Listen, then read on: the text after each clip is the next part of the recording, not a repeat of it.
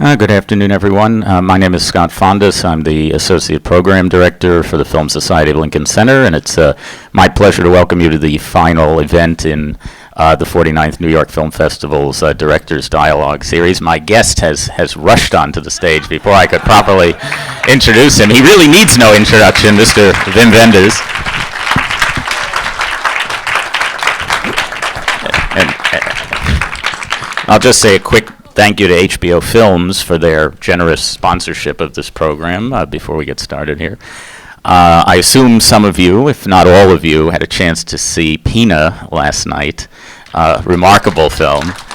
And although I guess in some ways one could say that Pina, we could make a classification of it as a road movie because you do get out and about in it a bit. But as I have one of the great makers of road movies here, I thought we could kind of think of this talk as a little bit of a roadmap through your work, through your life and career leading up to this point. Of course, we only have an hour, so we won't be able to make every stop along the way. But I did want to start by asking you a little bit about how you came to filmmaking, because I know that you had some sort of alternate lives along the way, including working as a film critic, as an engraver, studying philosophy.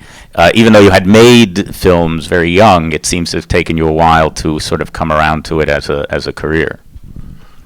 Well, I made Super 8 movies when I was a kid, yeah. And I was a projectionist at the age of 6. I had inherited my father's 9.5 millimeter film projector, and it had miraculously survived the war in the basement, and together with a little box of about a dozen tiny little film spools, 1 2-minute reels, and all sorts of stuff, silent stuff, Laurel and Hardy and Buster Keaton, tiny little movies, just one scenes, and that was the time before television in Germany, and I was very popular among all my friends because I was the only one able to project movies. Nobody had ever seen any before, and I could do them backwards, which was, of course, the greatest attraction because nobody had ever seen food come out of people's mouth. So I showed these 12 movies about 100 times. That was my beginning, and then I forgot about movies. And I did everything that you quoted, and ended up at the age of 21 or 22 in Paris, determined to become a painter, and that's where you have to go when you want to be a painter and you're very young. You need to be in Paris, I figured. But it turned out that I got totally sidetracked in Paris by the Cinémathèque, and they were the only warm place I could afford. The movie costed the equivalent of 25 cents. And if you stayed in between the shows on the toilet, you could, with 25 cents, see 5 movies. So I saw about 1,000 films in a row, a crash course of the history of cinema, and that was it. What were some of the films that you saw during that time that really made an impression on you? The most important thing, well, there was a Fritz Lang retrospective, and I had never seen these films he had made in Germany, because in Germany, when I grew up, there was nothing like that.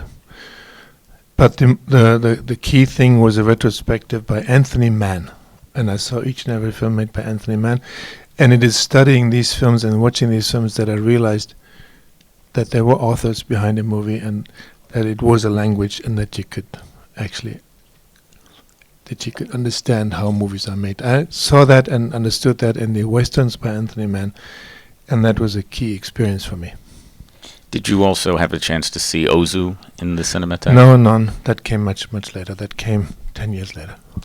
And in terms of the formation of your own sort of aesthetic sensibility as a filmmaker, it seems remarkably fully formed in a way already in your student feature, Summer in the City.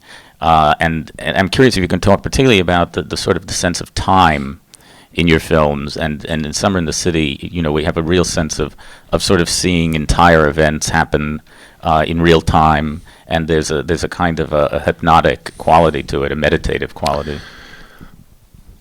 Well, you can call it that from today's perspective, a meditative quality.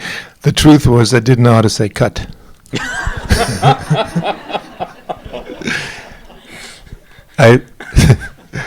I felt once the camera was running, that was something holy was happening, and you couldn't just possibly stop it. And the actors sometimes knew what they were doing, and they had a little dialogue and they had a little scene.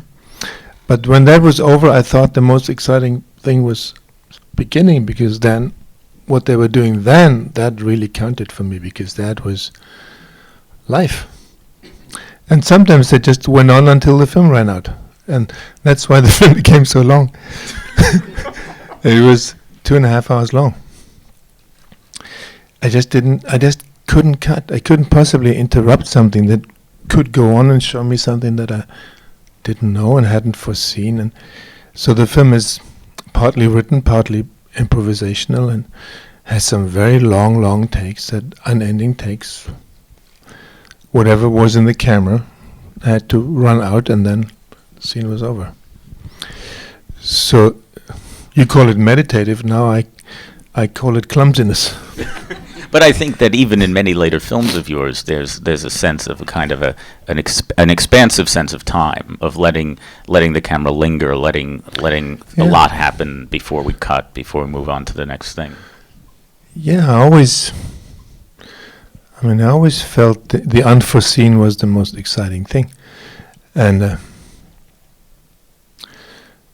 I encouraged my actors to continue and not wait for me to say cut, and we made entire fictional movies without a script, Kings of the Road or Alice in the Cities. After the first week, nobody looked into the script anymore, and we just went from day to day. So, and I felt much more comfortable than having to fulfill something that was written before, that I conceived before on the typewriter. When the camera was rolling, it was so exciting that it had not been conceived before. So that is something that has been more or less present in all my filmmaking, the encouraging the actors to find something on their own in a scene or after a scene or through the scene that we could not possibly write. But then, of course, I also learned to make movies that were strictly written and built before. But I always figured the documentary aspect in fiction, by the very fact that there were clouds moving and birds flying through the shot and cars moving that you didn't have any control of. So things happened, and the sun came out in the middle of the shot, it went away. I always thought this was as important as the so-called plot. So I always liked you call it documentary elements of any shoot. I mean, every shoot has a certain, unless you're just in front of a green screen and stuff, but if you're outdoors and if you shoot any fictional scene, there's always a certain amount of life coming into it that you can't control, and I was always much attracted by that. Can you take us a little bit through your I don't know if it parallels exactly your discovery of cinema, but your discovery of American and British pop music, which certainly plays a role from pretty early on in your film career, and I think often the soundtracks of your films are sort of striking on the audience as the images and the dialogue, and they play a bigger role, I think, than they do in a lot of films. Yeah, this first film, Summer in the City, was already called after a Loving Spoonful song. We shot the whole film in the winter. Really, the whole film was shot in November, in 2 weeks in November. But Summer in the City had such a great sound, and in the winter you dream of the summer. So the whole film is dreaming itself somewhere anyway. And then the film was dedicated to the Kings. That's what it says underwards. And there's lots of songs by the Kings in the film. And that's why the film is basically not available anymore, because I put everything in I liked. There's Elvis and Chuck Berry, and there's a track by the Rolling Stones. So impossible to release the movie, because they never told us in film school that we had to acquire the rights to something. So I just use all the music I like, and I wonder how you get to know the film. I have a bootleg. Ah. Anyone in the audience can come up to me afterwards. Yeah, yes, you give me can, their because it's address. because not only bootlegging is illegal, but the movie is illegal in itself. We tried at some point to make an effort to see whether we could do something with it, but I only had the finished mix. The tracks were gone, so it's impossible to take any other music out. And it was, we started and realized it was completely useless to acquire all the music that is in Summer in the City. Would have costed about 100 times as much as the film itself. Do songs sometimes give you ideas for stories or for images? Oh yeah, a lot. And your question about the American and English music, I mean, blues especially, and what these kids that all were my age did with this country blues, by electrifying it and by starting their bands called the Kings or the Pretty Things or Them or Rolling Stones or whatever they called these bands. And it was all based on the kind of music I liked, but now it was so much more exciting because these were guys my age who did it. And the fact that I eventually went to Paris because I thought I'm going to be a painter, it needed some courage, and the courage I got from that music, because these kids made their bands and made their way, and I figured I had the right to do something as well. And I owe a lot to rock and roll in the course of my filmmaking career, in inspiration, yes. Alice in the City started with a song by Chuck Berry, Memphis, Tennessee, which is a story about a little girl. The professional films that you made after Summer in the City coincided with what is referred to as the new German cinema, or German New Wave, including, of course, Fassbinder and Herzog. When you were making those films inside Germany, did you have this sense of a sort of Renaissance moment, and how close were you to your contemporaries at that time, and how much of a sharing of ideas or a sensibility do you feel that there was at that moment? There was not much sharing of sensibility. We knew each other quite well, and we all started at about the same time, in the late 60s, early 70s. And we all very soon realized that filmmaking was difficult, and we didn't have much support. There was no industry that wanted us or acknowledged us. And we came from all sorts of backgrounds. I mean, not social backgrounds, but film backgrounds. Like Fassbinder was into melodramas, and he liked the movies with Douglas Sirk a lot. Fassbinder was, and that was Rainer Werner. Herzog owed a lot to German expressionism and Murnau and to himself, after all. I was very much influenced by American cinema, and so we all had our own self-made movie backgrounds and our own idea of cinema, and all came upon the same obstacle, that nobody wanted us, and that even if we succeeded in making a movie, nobody would distribute it, because Germany at the time, in terms of movies, was a total wasteland.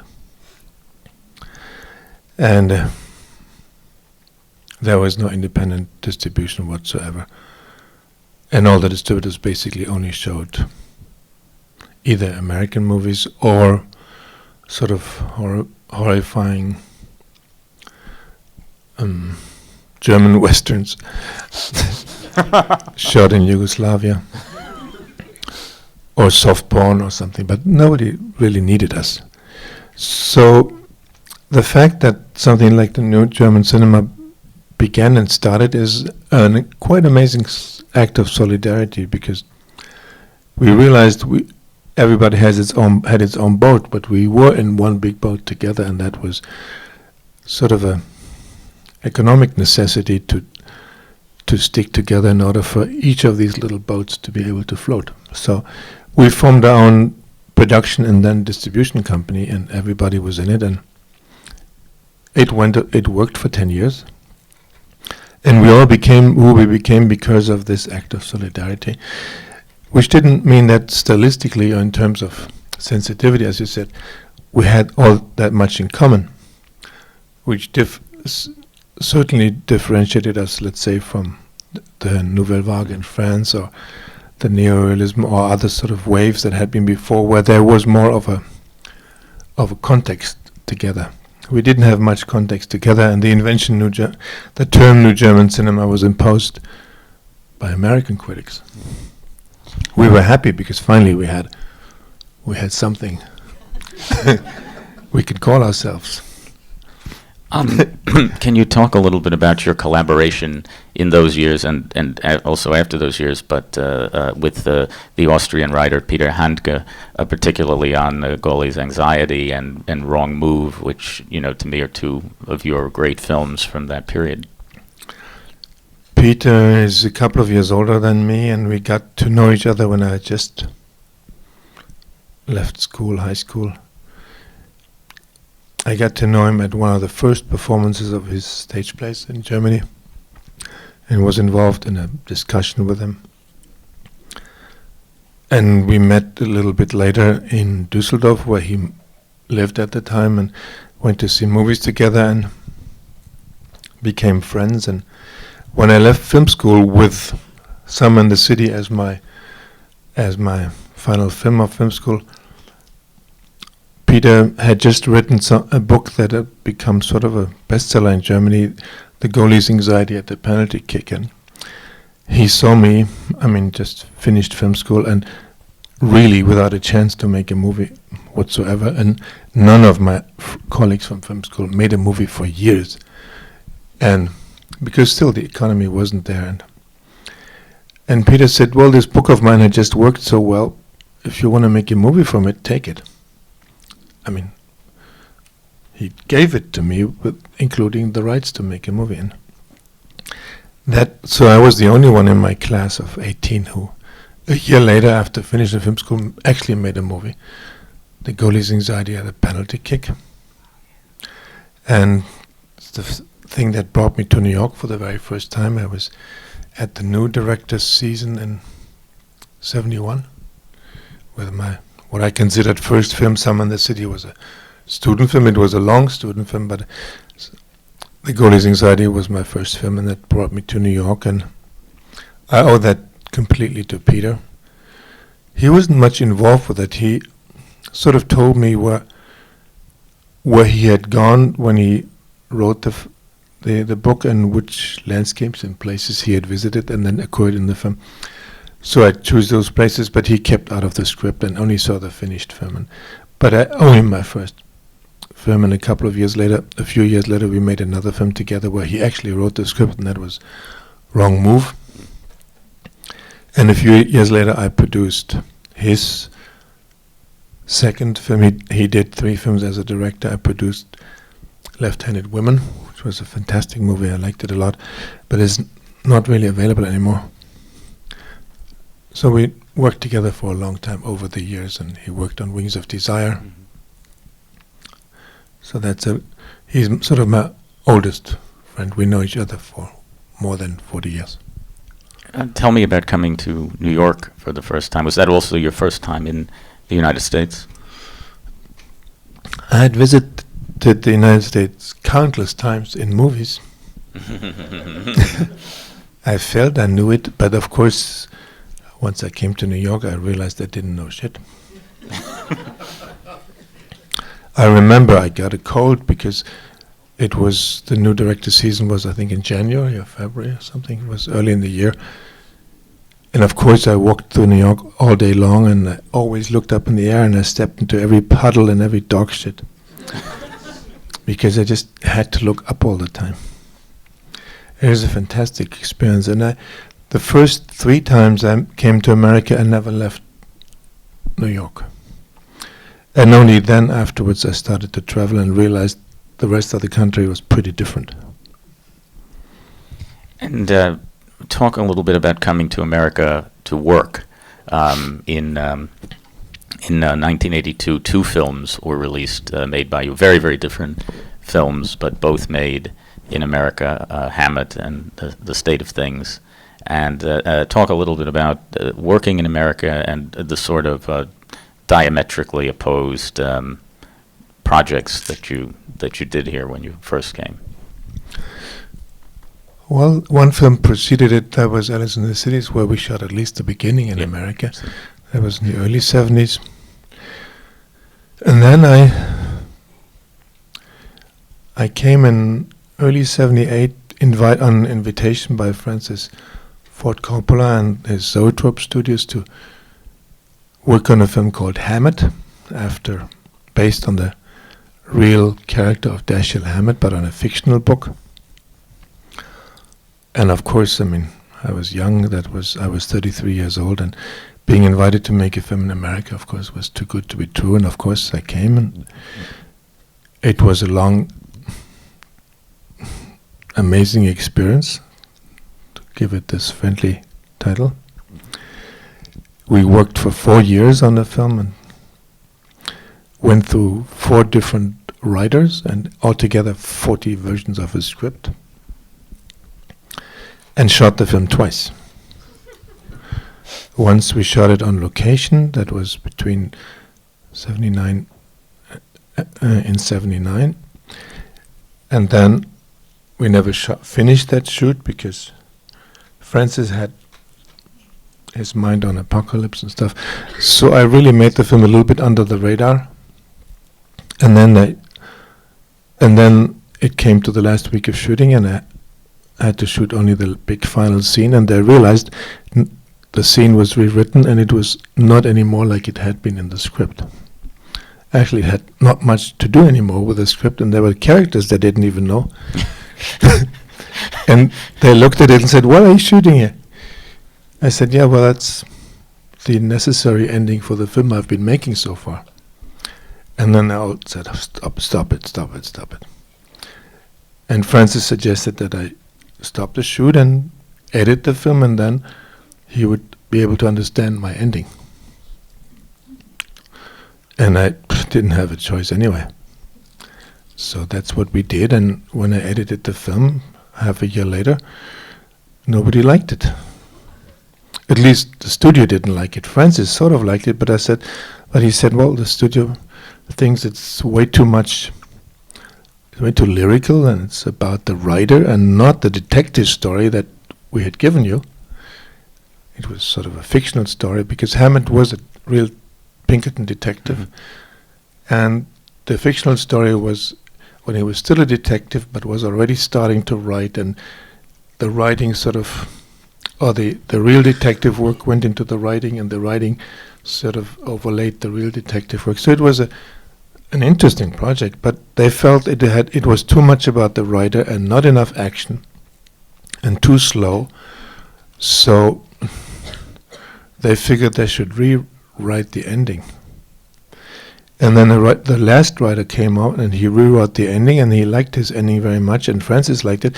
But in order to make it work, he had to write more scenes in the front of the film to establish his ending, and he ended up writing a whole new story. And then Francis liked the story, and we decided to start shooting from this beginning again.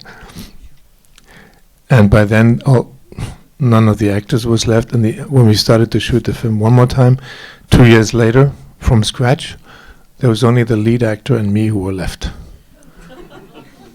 And 10% of my initial shoot made it, because there was some establishing shots in San Francisco and some white shots, and the rest of the film, the second shoot, was all done on studio. So 10% of the initial film made it. And there was great stuff in there. Some amazing actors played their last part in there. Sylvia Sidney, that was the last role. She's no longer in the film. Woody Strode, who you might know from many John Ford movies, played his last character. It's no longer in the film. None of it is in the film. Sam Fuller played a big part. It's not in the film. So all of these were cut out, and we started again, and that was a long process, as you can imagine, to make a film twice. I don't think it happened too often in film history. And the other film was that a kind of reaction in a way? Was the state of things? The other thing was a movie I made in between when I was laid off, because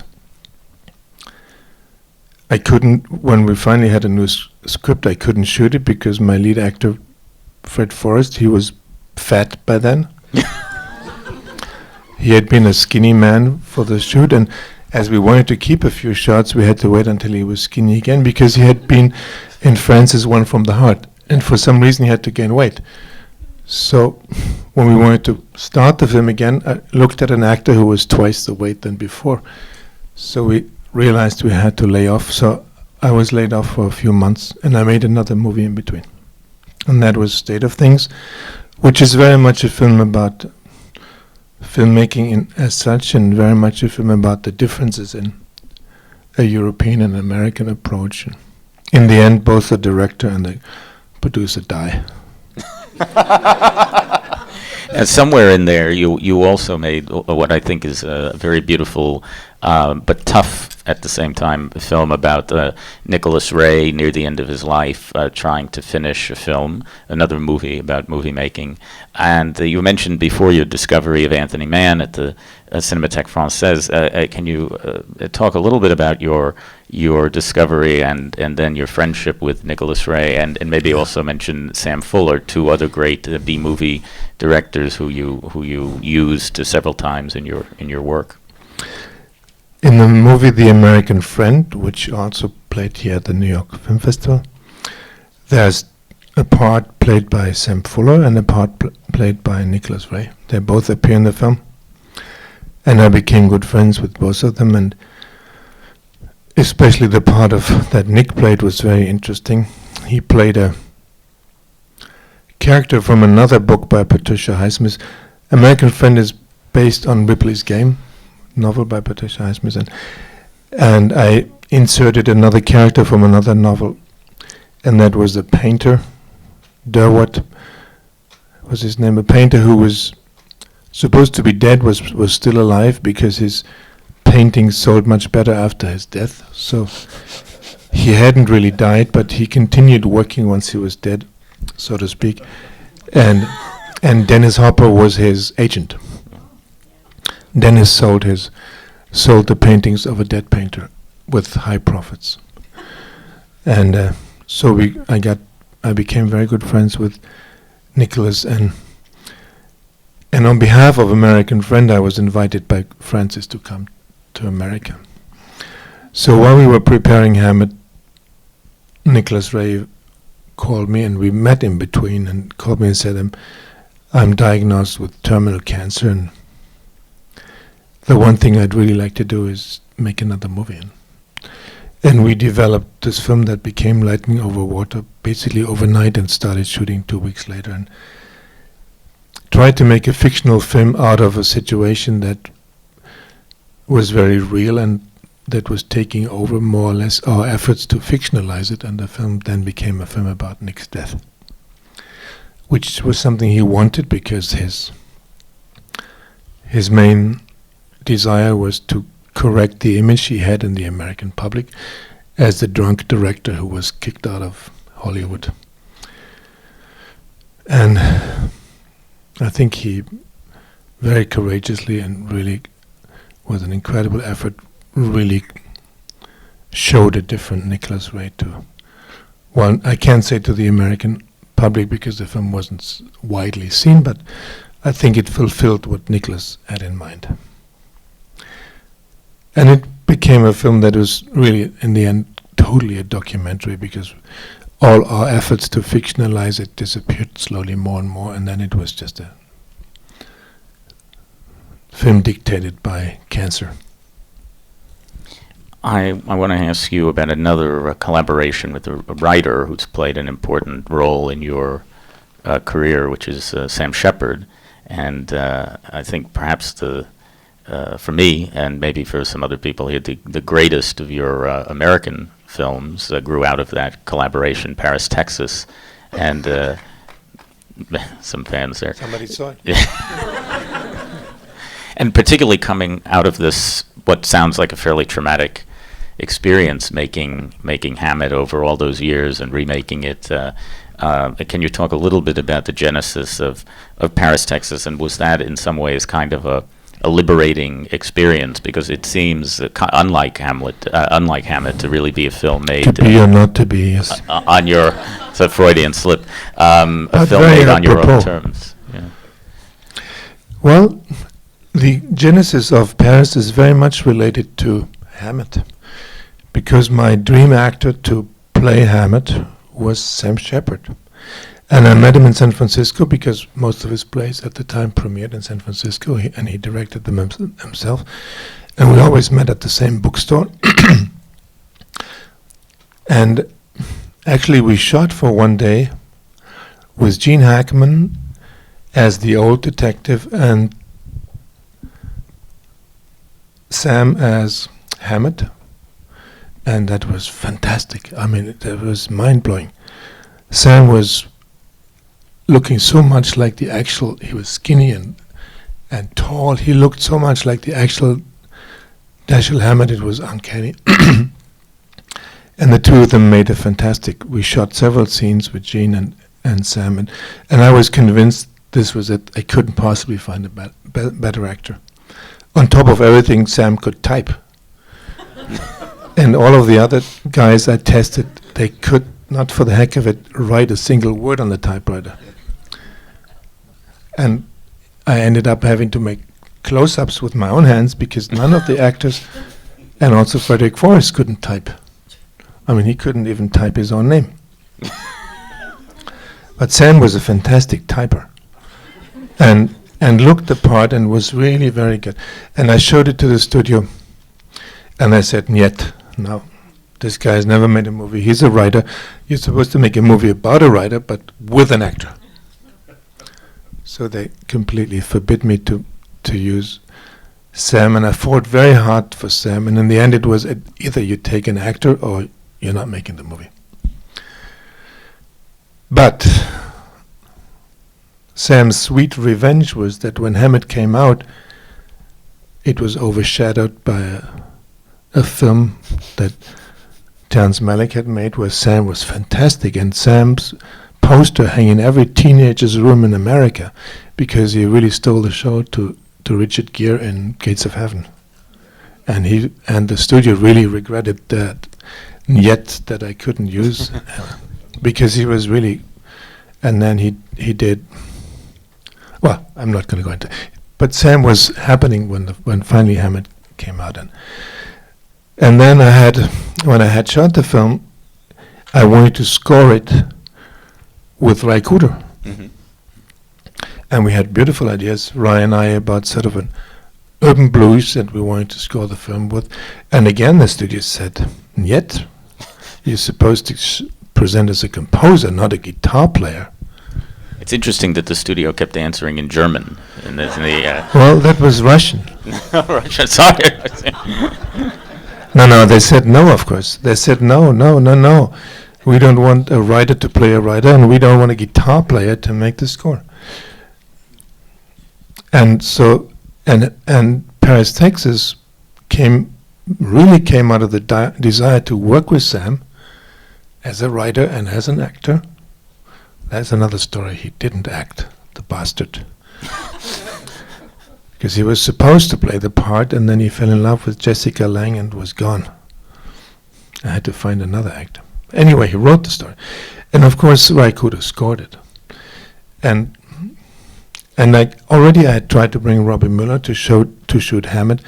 So all of the key personnel in Paris, Texas were not allowed and could not work on Hammett, and so finally we made the film. I finally made the film in America that I'd come to do in the first place. And Paris, Texas allowed me to go home because I couldn't go back empty-handed, sort of as a failure, because I looked at Hammett as a failure. And Lightning Over Water was a whole different story. That was not an American movie anyway. And I think, I don't know if you, having made it, can have this perspective on it, but it seems to me that maybe Paris, Texas is a film that could have only been made by a foreigner in America, that somehow the eye that the film has on the American landscape, it sees things in a kind of detail that maybe we take for granted when we are Americans. Yeah. Exactly, that's what the American critics wrote. This is a European look at our own country, and we don't need that. The film got the worst reviews. You can reread them if you wanted to.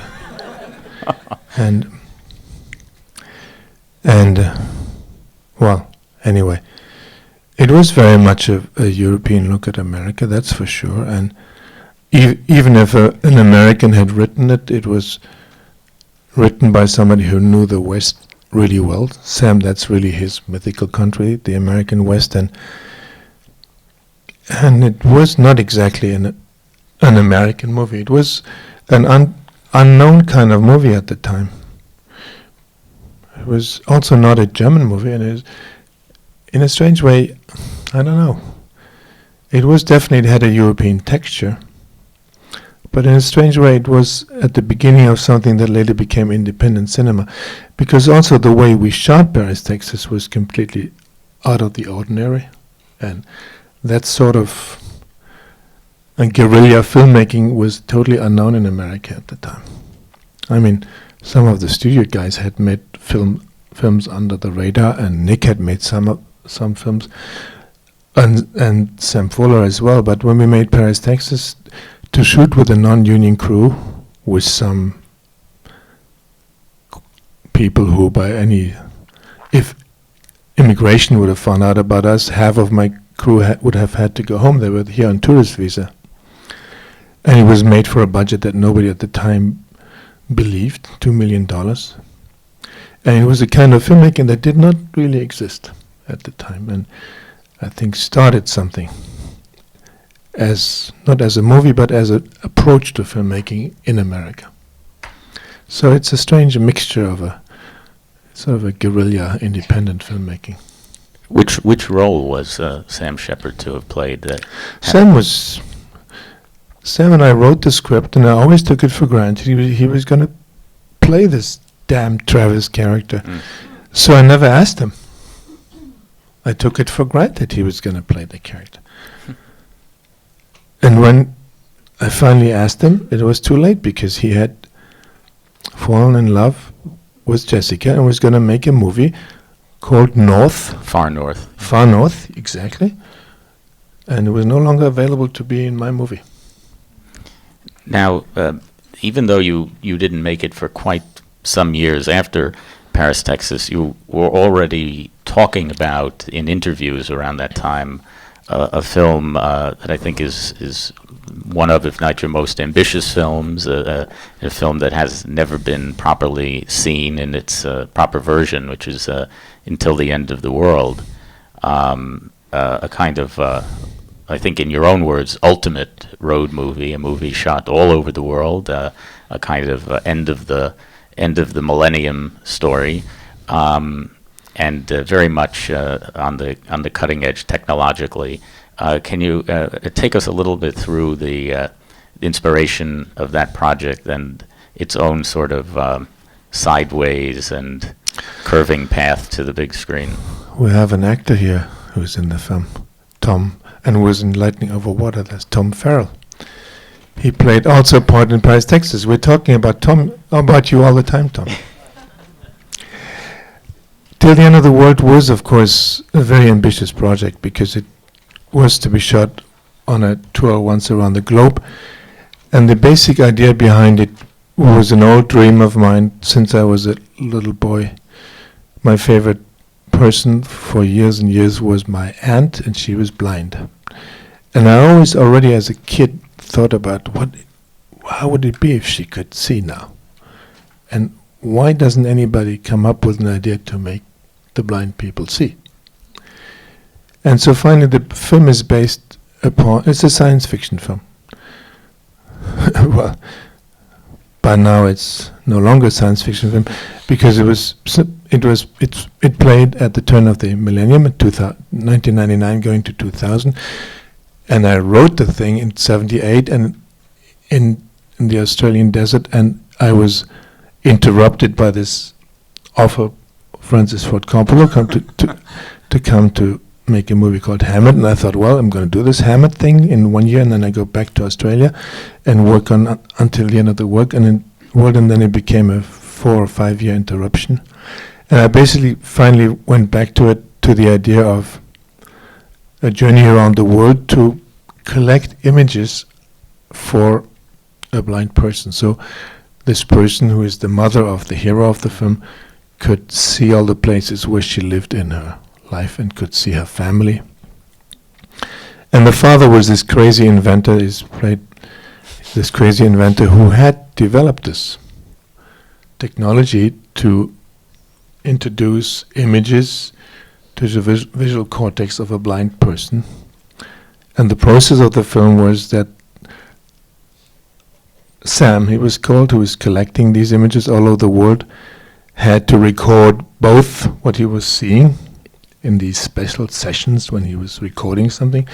He was recording what he was seeing like a videotape, but he was also recording the activity of his brain, and then in the secret laboratory of his father deep in Australia, with the help of the brain information and the actual image, it was induced into his mother's brain, and she actually saw places from her life and her daughter and her family, and dies of it because it was too much for her. And only now, like a few weeks ago, friends, I think Tom, you sent this to me, this link to some American newspapers where there were scientists, I think in the West Coast, who had succeeded to introduce electronically images to the brain without people seeing them, just through the brain. And it was exactly the same process that we had used as science fiction in 1990. And even the images, and you could see the images, there was a little videotape, looked like the images in our movie. It is funky how science fiction can sort of catch up with itself. It was sheer science fiction at the time, but it's possible today. You can, with your eyes closed, or even if you're blind, you can be made to see rudimentary images. Anyway, that was what the movie was about. It was very ambitious, and when my editor and I worked on it for a year, and then we had a 6-hour cut. 6. And we showed that to the distributors, and they all fell apart and said, "No way, Jose. Look at your contract. It says 2.5 hours." I said, "Well, I give you 6. And you can make it in 2 parts or 3 parts, and it's easy to make it in 3 parts, and you get so much more for the same money." And I said, no. 2.5 hours. So we had to cut down the film, the epic story of this journey around the world, from 6 to 2.5. And that, of course, was Murder, and the film that then came out over the world in my book was just the Reader's Digest. And a year later, the editor and I reconstituted our 5.5 hour version, and that was then never released. Only in Germany, where I had the rights myself, and in Italy. The rest of the country, I never had the rights to actually release it. Although we should say people can see it on DVD now, and it's really well yes, worth it's seeing. the German version. You can get it on Amazon, and you take out the subtitles because it was all shot in English, and you have it. I mean, I hate to seem like, by talking so much about Hammett and Until the End of the World, that I'm focusing on these troubled projects. But in a way, I think it's. I made a lot of those. Many filmmakers would not be able to move on from things like this, and it seems like you've always been, just able to move on to the next project. That there's been a real resilience, and I'm just maybe you can elaborate a little bit on. Because we know so much about your great successes like Paris, Texas, and Wings of Desire, but what it means as a filmmaker to have a project like this that fails commercially and or critically or both, and how you move on from that? Well, I mean, you just don't have to fall into the trap that if people rave about a film, and then you're actually a genius.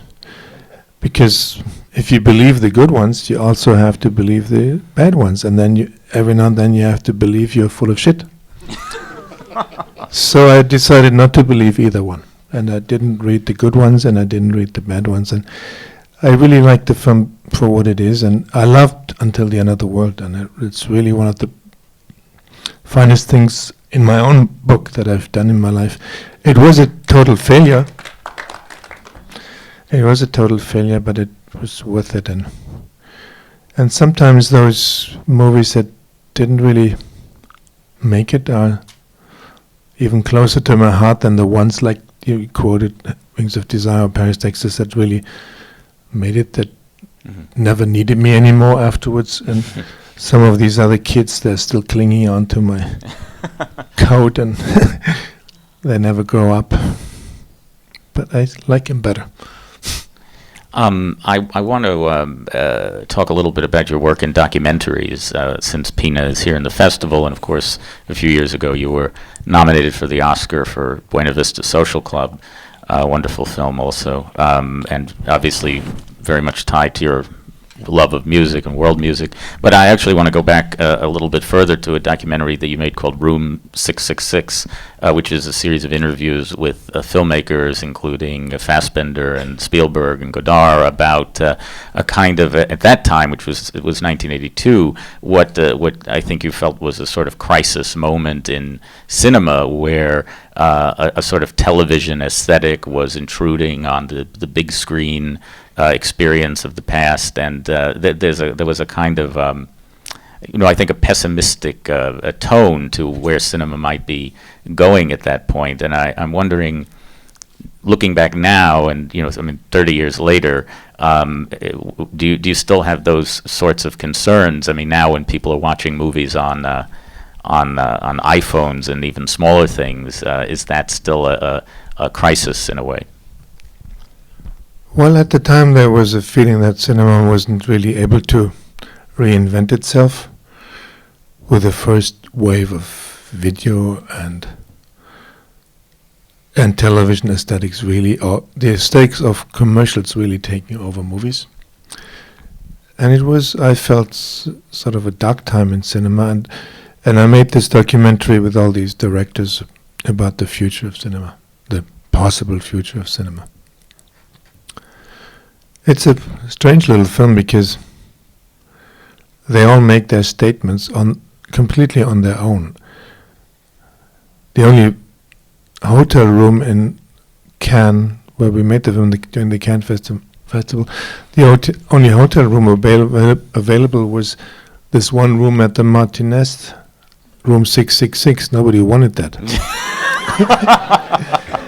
So we got it. And that's why the film is called Room 66. And we put a 60mm camera, because that was the time before video already, and a Nagra and a seat and a question on the table, and the directors went in with the help of the camera assistant sometimes, who just made sure that they knew how to work the equipment, and if they didn't, he would work it with her. And then they were on their own, and they had one reel of film to answer the question. And some of them exactly knew how long a reel of film was. Godard stood up 20 seconds before the film is rolling out, and he's turning it off the moment when he hears the film is going. So he knew exactly how long one reel of 60mm was. Other people talked longer, and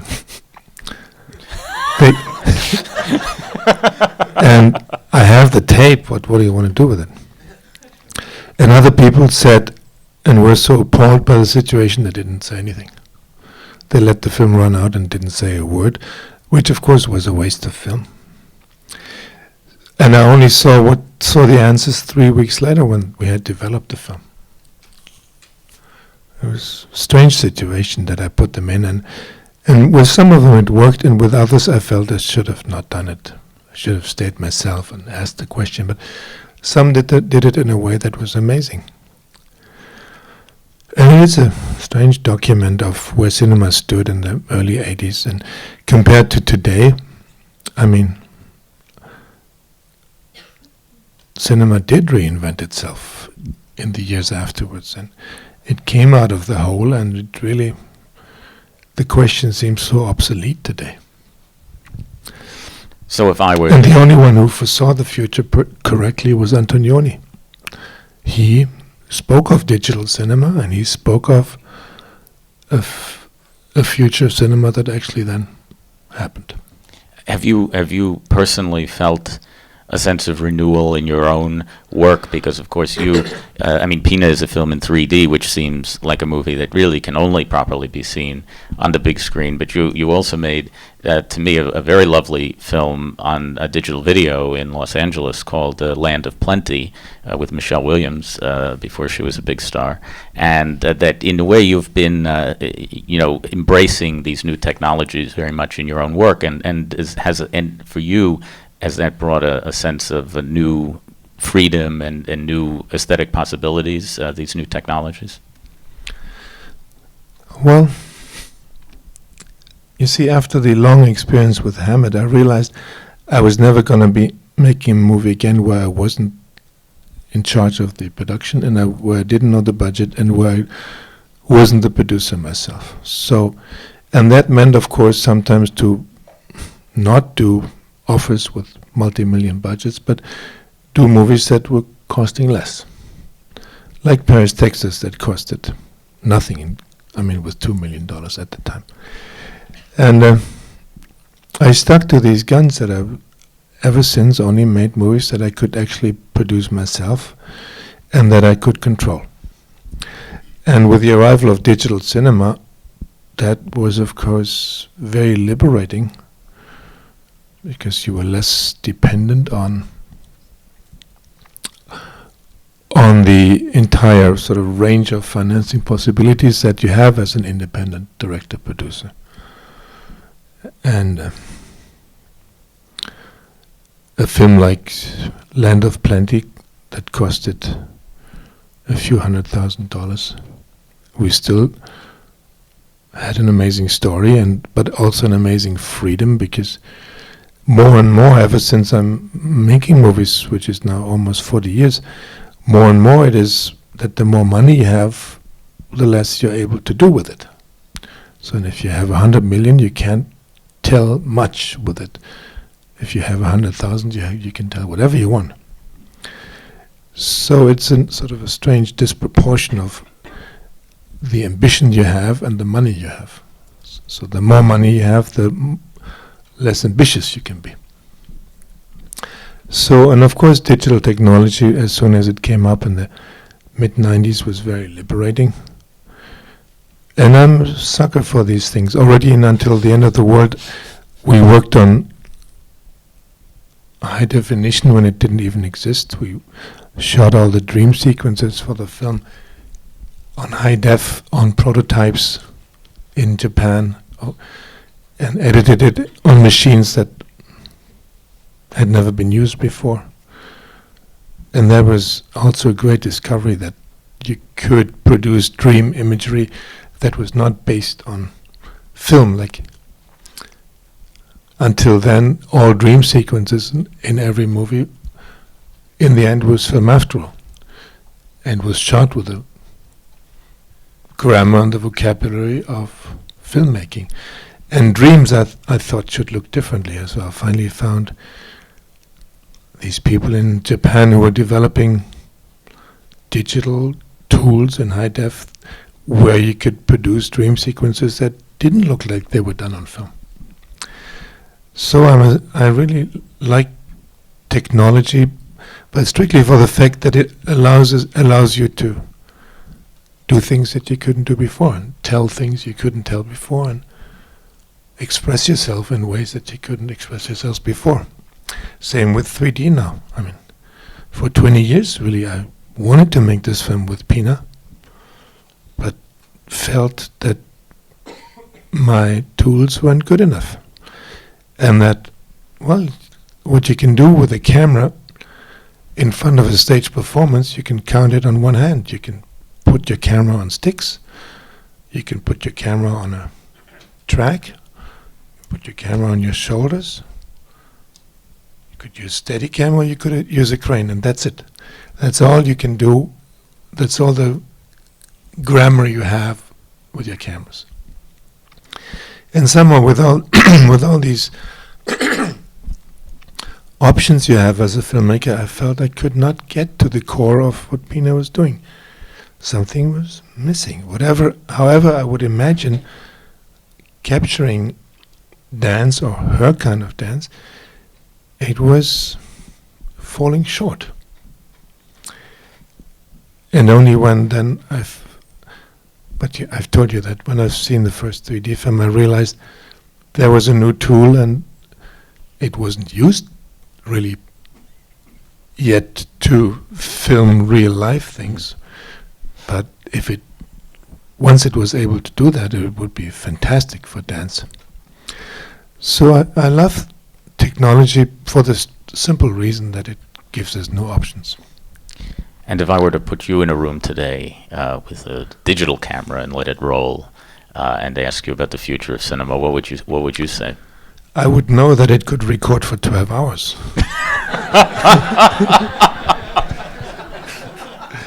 So I would first get myself a bottle of water. No, I would know how to operate it. But I would feel appalled, just like many of my colleagues at the time, to be left alone. It is a strange configuration to make interviews with nobody there. It's not something I recommend.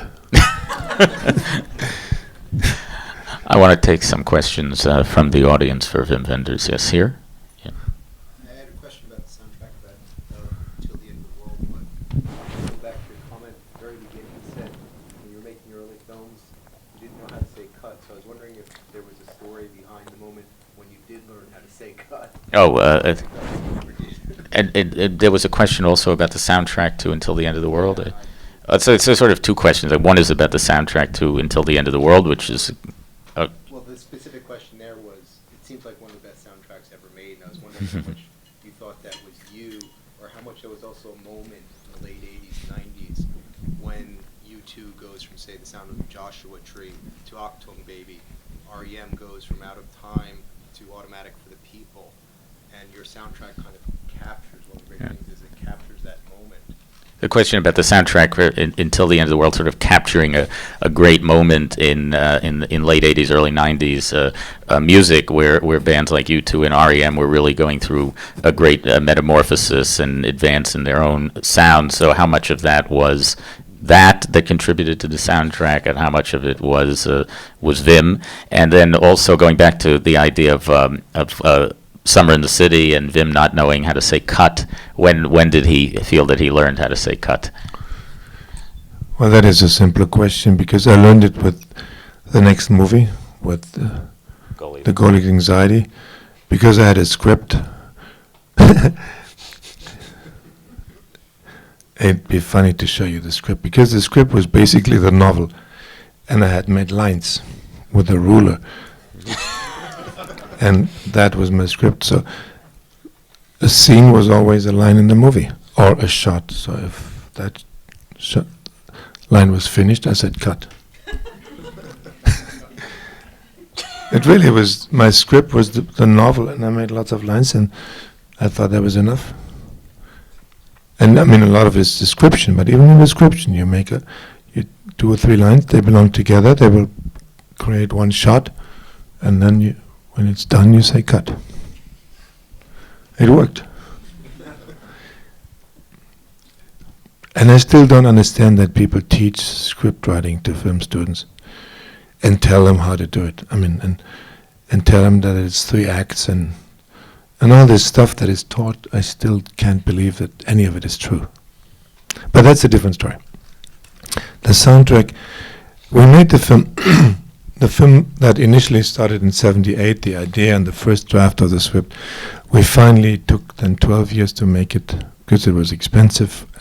And in order to do it as an independent production, a $20 million film at the time as a totally independent film was unheard of, and is still until today.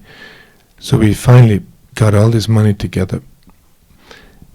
And it was 1990, and the turn of the century was 10 years away, so it was a film about the near future. And I figured that I couldn't put any music in from 1990.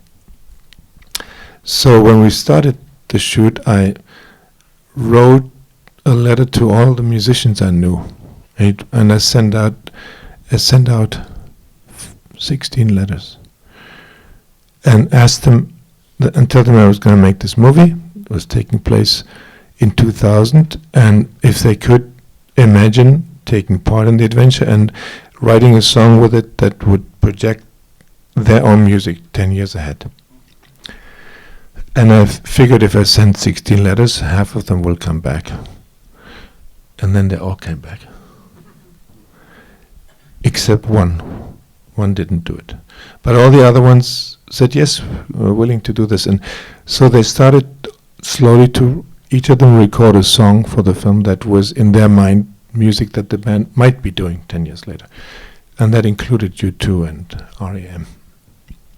And it was a beautiful soundtrack, and other than the Reader's Digest of the film, the soundtrack did really well. And if only half of the people who had bought the soundtrack would have watched the movie, it would have been a successful film. Yes, in the back over there. Yeah. Talk a little bit about the locations in which you shot the dance scene with Pina. It's an amazing movie, and the locations, especially those industrial and the nature scenes, are just so impressive. They complement the dance so well. A question about the dance scenes in Pina that are shot outdoors, the choice of those locations. Well, locations play an important part in my movies. Places play an important part. And a lot of my movies have started first with a place and then with a story that might happen in this place. Almost all of them, actually. Until the End of the World started when I was traveling in Australia, and it started with the Aboriginals and their idea of dreams.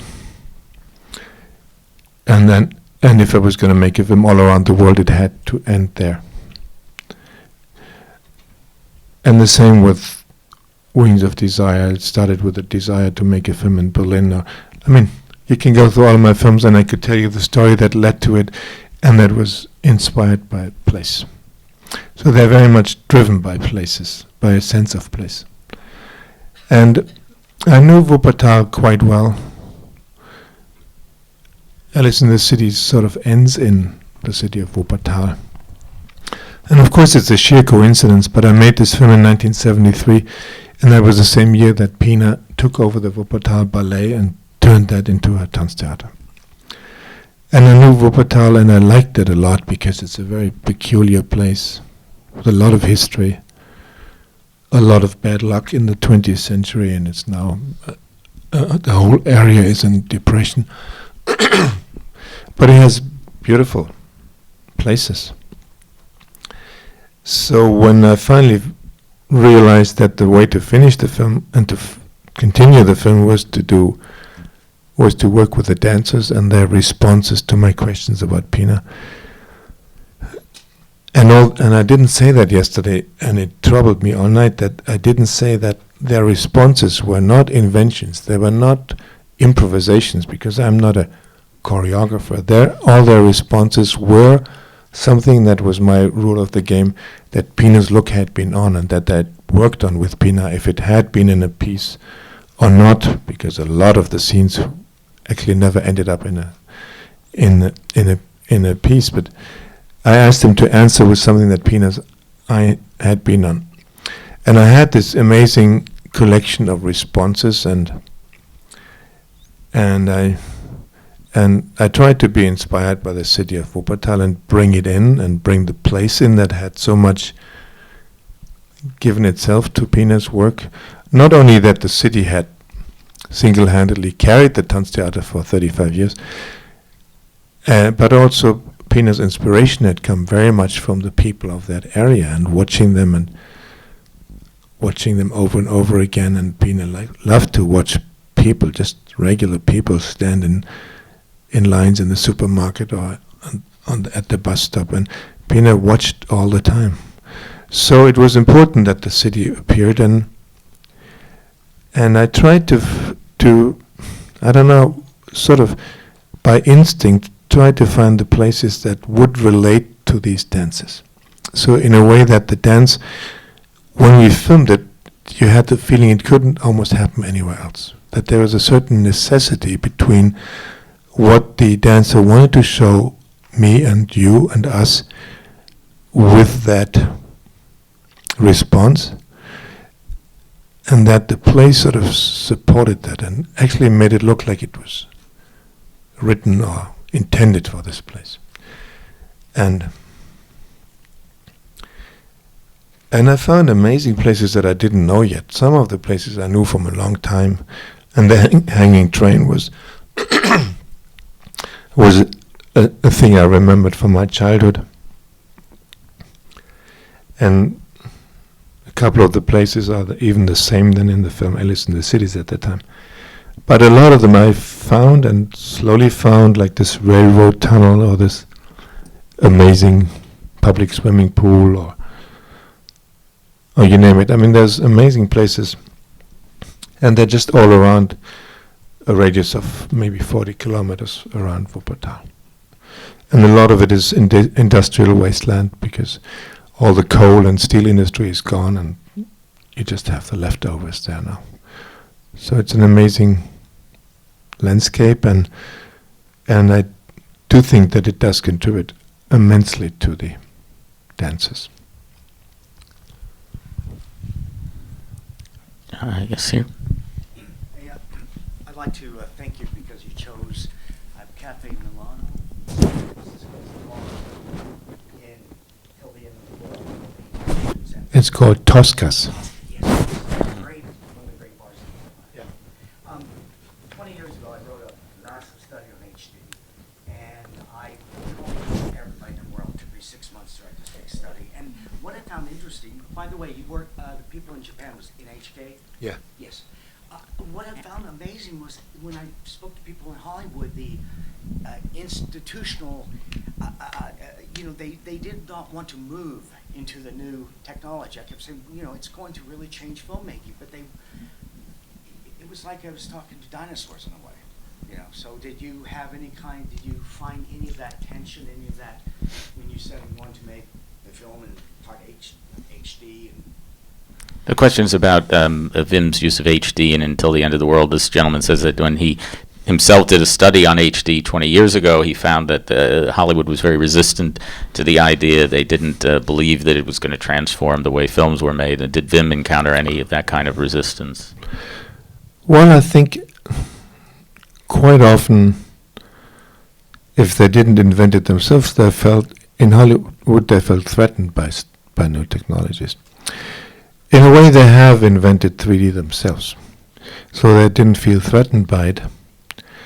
It's only that they invented a kind of 3D that made sense in a certain context, in a sort of blockbuster context. So 3D was for them strictly an attraction and a way to rake in the money, and they probably felt threatened by the idea that 3D could actually be a new film language. They saw it as another tool to make the same kind of movies, only maybe a little bit more spectacular, and so they could raise the prices at the ticket box because you also have to pay for the glasses. But they continued to make the same kind of movies. They didn't realize that the language might have consequences, and I think 3D has amazing consequences if you take it seriously. But so far, Hollywood hasn't taken it seriously. They're just using it as a great attraction, and they're using it with a lot of imagination and intelligence in animation films. I mean, amazing animation films have been made in 3D, but in live action, I think they would feel threatened by the idea that it is actually a new language and that it is a revolution. They don't like revolutions. So I think it's now up to independent filmmakers to show them that it's a fantastic tool for storytelling, but a different one than they have in mind so far. And even James Cameron, he's sort of pissed off the way they're using it, and he's afraid they're ruining the new language before it's can even show its potential, I think. And he's right, because it has to be used with much more imagination than just as a roller coaster ride. Over there. Yeah. Good question regarding 3D as well. What is your discovery what works well in 3D? And I mean not so much technically, more creatively. There's a question about what works well in 3D from a creative standpoint and what doesn't. Well, I think everything works where the additional dimension is relevant. So in dance it was so obvious. And I was very lucky that my first encounter with 3D was for dance, for another medium that really, as a condition, needs space. So I think for storytelling and in the future or for 3D movies, I think it is relevant that the spirit of the story, in a way, does need space as an element. It is more obvious in documentaries, I feel. And it's much more obvious to take people into the worlds of somebody else in 3D for documentaries than in stories. And in stories, I think it's still not obvious to me at all how 3D can be used properly. And I'm still waiting. I'm sure they're making it as we speak. I'm still waiting for the film that cracks the code and shows it how a story can need 3D instead of just for effects, but for the telling of it. But it's not really, I haven't really seen it. Avatar, in a way, yes, but that's the big exception. And ever since, I'm not seeing it used with a necessity. And I'm sure there's hundreds of writers worldwide trying to figure it out right now, and directors, and some of the films are already in the process of being shot where they show us a different kind of 3D. I'm very much looking forward to Martin Scorsese's film when it comes out, and to other directors and authors who will use it and show us what it's meant to be. Because so far we were left in the dark, with the big exception of Avatar. Yes. Tell us something more about the music in Pina, the way how you had to work with the works of her and the work of the composer. Question about the music in Pina as it relates to the pieces that we see in the film. Well, the 4 pieces, we of course never touch the music, and all the music is exactly as it appears on stage. But then again, the bulk of the film were these responses by the dancers, and there's 32 performances that are not the 4 pieces, but something else. And each of them had a different music. And they all danced to music, either music that was actually used by Pina in context with that performance, or music that they had at the time proposed to Pina when they had worked on it, but hadn't been finalized. So there was an incredible amount of different kinds of music. And and after all, I mean, the film is under 2 hours, it's now 100 minutes long. And if you have 50 music cues in 100 minutes, and they're all from different parts of the world and from different universes, it is sort of just a collection of music, and it doesn't flow. So we needed to find a way to sort of unify it a little bit. And as we didn't touch the pieces,